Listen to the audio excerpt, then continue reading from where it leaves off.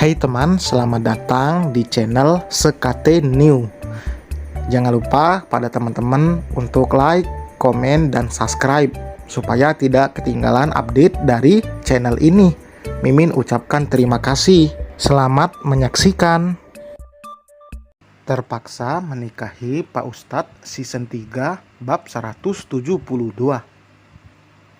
Mbak jangan khawatir, kalau Mbak nanti dipecat, Mbak bisa masuk di perusahaan kakak ipar saya, ujar Fiona sembarangan.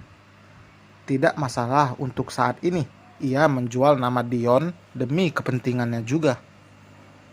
Nanti Fiona akan mencoba bicara pada Dion, tapi menurutnya itu lebih baik daripada ia harus kembali ke perusahaan ayahnya.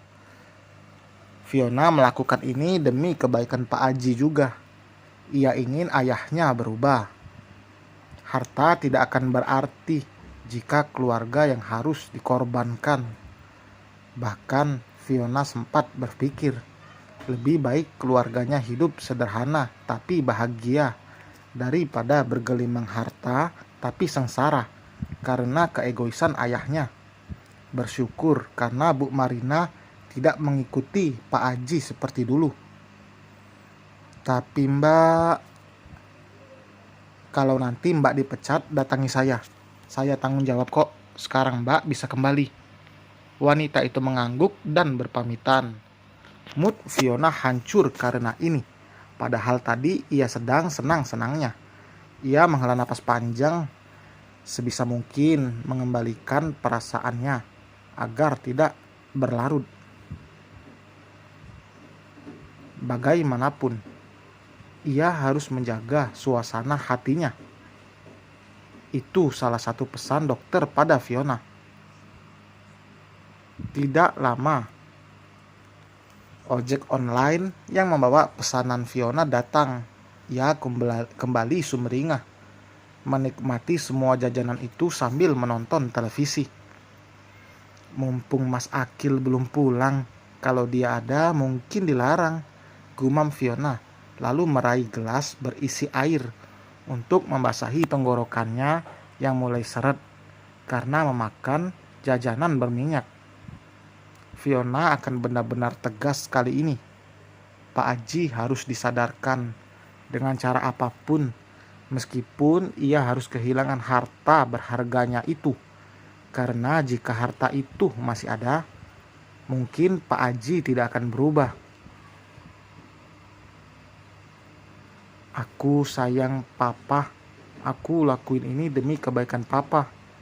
Fiona melempar sembarangan tusuk bekas cilok itu dan mengusap pipinya yang basah karena air mata. Anak mana yang tega menghancurkan kerja keras ayahnya? Tidak ada. Fiona pun sama. Ia di lubuk hati terdalamnya juga tidak tega. Wanita itu menangis sesegukan sambil kembali melanjutkan aktivitas mukbangnya itu. Sedih, tapi juga ingin ngemil.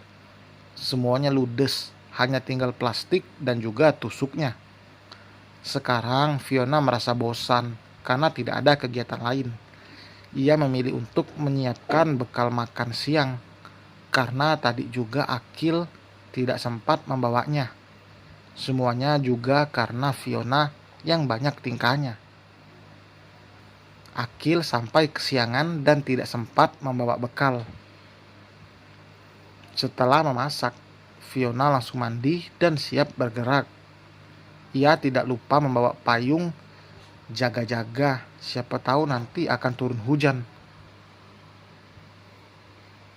Jalan kaki aja deh, nggak jauh ini tempatnya. Baru saja setengah jalan, hujan mengguyur bumi dengan tiba-tiba, membuat Fiona sontak menjerit kecil karena kaget. Tubuhnya bahkan terkena cipratan karena harus membuka payung lebih dulu. Padahal panas ya, gumam Fiona sambil melanjutkan jalannya. Fiona tersenyum sumringah. Dari kejauhan, ia sudah melihat sang suami yang sibuk melayani pelanggan. Baru pertama kalinya Fiona mendatangi tempat kerja Akil, apalagi tanpa sepengetahuan lelaki itu. Bukannya takut, karena Akil pun tidak pernah melakukan hal macam-macam. Saking fokusnya Akil sampai belum menyadari keberadaan sang istri. Senyum Fiona luntur kala mendengar percakapan antara ibu-ibu di sana dan juga Akil. Masnya ganteng-ganteng kok, mau aja kerja begini. Jadi mantu ibu aja, nanti kerjaannya enak loh di kantoran. Jangan mas, jadi mantu saya aja. Anak saya sekarang baru lulus kuliah loh. Dia cantik, pinter lagi. Masnya nggak bakalan mau bu, celetuk Fiona yang sudah berada di belakang ibu-ibu itu. Akil juga kaget dengan kedatangan istrinya yang tiba-tiba. Memang kenapa masnya nggak mau? Masnya ini udah hamili anak orang, bisik Fiona. Kedua ibu itu terlihat kaget dan tidak percaya, sedangkan Akil hanya geleng-geleng kepala. Beneran mbak? Iya. Maaf ya bu, istri saya emang suka bercanda, timpal Akil. Walah, ternyata ini istrinya toh.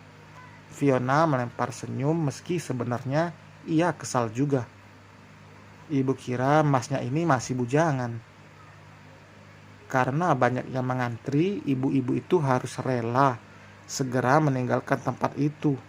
Fiona menunggu Akil istirahat. Dari jauh ia tetap mengawasi.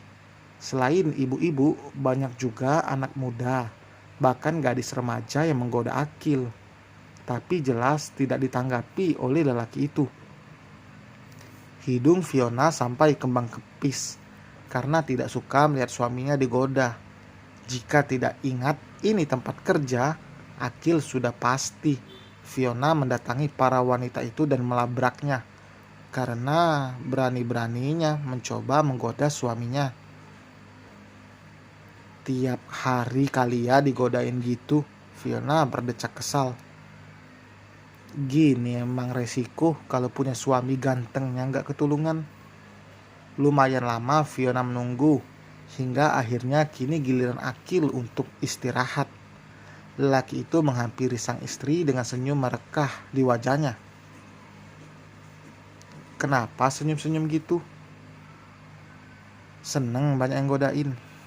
Akil terkekeh menjawil gemas dagu Fiona. Cemburu ya? Siapa juga yang cemburu? Tidak seperti biasanya, yang dengan jelas akan mengakui kecemburuannya, namun kali ini Fiona malah menyangkalnya. Pindah yuk, jangan di sini. Akil menarik tangan istrinya, namun dengan cepat ditepis wanita itu. Bukannya marah, Akil hanya menahan tawa melihat wajah merah padam sang istri. Nggak usah digandeng, bukan mau nyebrang kok. Ya udah, karena tidak mungkin mengajak Fiona ke tempat sempit, Akil mengajak istrinya itu ke sebuah taman yang berada dekat masjid. Hujan redah beberapa menit lalu. Jaraknya tidak jauh. Tadi juga Akil sudah izin sekalian sholat zuhur. Saat waktu sholat, grosir itu memang sengaja ditutup. Mengutamakan ibadah daripada hal duniawi itu sangatlah bagus. Sayang kok kesini gak bilang-bilang sih, tanya Akil. Ia duduk miring di kursi taman sambil memperhatikan wajah cemberut Fiona dari samping. Maaf, aku gak izin dulu, jawabnya ketus. Senyum dong, masa bawain suaminya makan pakai masang wajah kecut gitu? Nanti makanannya ketularan kecut loh, gurau Akil. Nggak lucu. Aku memang lagi nggak ngelucu kok. Akil mengelus pundak Fiona dengan lembut. Udahan dong ngambeknya. Nggak baik loh buat bayi kita kalau keseringan ngambek. Fiona menghela napas kasar. Habisnya Kamu banyak yang godain. Gimana aku gak kesel coba? Akhirnya Fiona mengakui. Yang penting aku gak nanggepin mereka. Memang iya, Akil tidak menanggapi. Tapi itu saja tidak cukup untuk membuat kekesalan Fiona menghilang. Ya udah, nanti aku pakai masker aja biar gak kelihatan gantengnya gitu. Lanjut Akil. Percuma, masker gak bisa nyembunyiin gantengnya kamu, balas Fiona sambil menahan senyum. Kalau mau senyum, senyum aja. Jangan ditahan gitu, goda Akil. Apa sih? Nih, cepetan makan. Nanti keburu masuk lagi. Fiona menyodorkan kotak makan pada Akil. Harus diberesin di kamar, baru gak cemberut lagi, bisik Akil. Fiona meninju lengan suaminya kesal. Setelah apa yang dikatakan tadi pagi, Dion terus ditelepon oleh ayah mertuanya. Bahkan saat ia menyetir pun ponselnya terus berdering. Dari jok belakang, Vina memperhatikan gelagat suaminya. Dalam benak Vina, ia berpikir jika Dion masih berhubungan dengan Naimah, dan wanita itu kini menghubungi dan tidak dipedulikan oleh Dion. Padahal kenyataannya tidak seperti itu. Coba sini biar aku angkat, ujar Vina tiba-tiba. Tanpa menjawab, Dion merogoh saku celananya dan memberikan benda pipi itu pada Vina. Vina merasa lega. Ternyata bukan Naimah yang menghubungi Dion, melainkan Pak Haji. Dion memang tidak mengangkatnya karena tahu ayah mertuanya akan membicarakan hal yang sama. Tadi pagi ia sudah dimaki oleh sang mertua. Kamu kalau mau jadi mantu yang baik, bantuin papa buat bereskan masalah ini. Jangan egois, cuman mikirin diri kamu sendiri. Vina mengepalkan tangannya, mendengar apa yang dikatakan sang ayah. Pak, Mas Dion juga punya kerjaan lain. Harusnya papa gak egois. Papa kan punya karyawan. Ya udah, biar mereka aja yang bantu papa, ujar Vina. Vina? Dari ujung telepon Pak Haji kaget mendengar suara putri sulungnya. Mas Dion lagi nyetir, jadi aku angkat telepon dari papa. Pa, tolong ya, saat ini Mas Dion lagi sibuk sama kerjaannya sendiri. Kalau dia ikut menangani masalah perusahaan papa, terus perusahaannya sendiri terbengkalai gitu. Vin, harusnya kamu itu bujuk Dion biar mau bantuin papa. Saat sudut bibir Vina tertarik membentuk seringai. Pa, cara papa ngomong tadi tuh bukan ngebujuk tapi memerintah. Sudah ya pa, kami lagi di jalan mau ke dokter kandungan soalnya.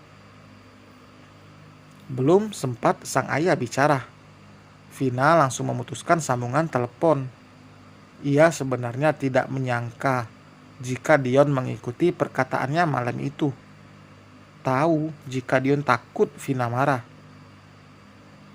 Sebelum ini papa ada telepon kamu, tanya Vina. Tadi pagi. Pokoknya kamu jangan goyah, biar papa selesaikan semua masalahnya sendiri.